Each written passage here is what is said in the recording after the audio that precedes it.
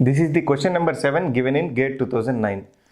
The ROC of a Z-transform of the discrete time sequence. They have given the discrete time sequence x of n as 1 by 3 power n u of n minus 1 by 2 power n u of minus n minus 1 is. They wanted the ROC. They have given the 4 options. First one is ROC mod z lies between 1 by 3 and 1 by 2. That is 1 by 3 less than mod z less than 2. And ROC is greater than 1 by 2. ROC less than 1 by 3. And 2 less than mod z less than 3. Among these, we need to find what is the correct option. Okay. First, take down x of n as it is. X of n is given by 1 by 3 power n u of n minus 1 by 2 power n u of minus n minus 1. Okay. Now, we know that for x of n, if you apply Z transform, this will become x of z. Okay. Now, let us take the formulas from the Z transform. If it is in the form of a power n u of n, a power n u of n, if x of n is a power n u of n, if you apply Z transform, this will become z by z minus a, and the ROC of z will be mod z greater than a. Okay.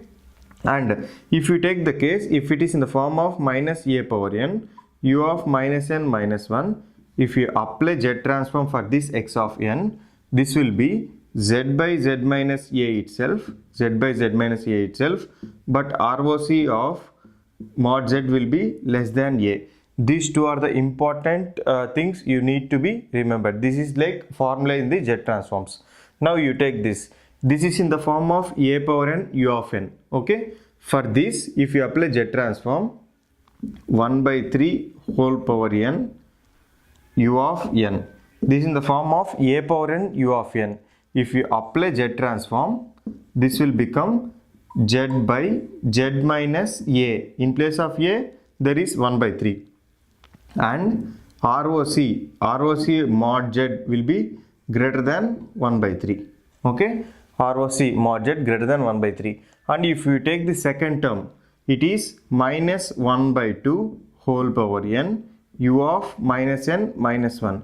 If you look the same, this is minus a power n u of minus n minus 1.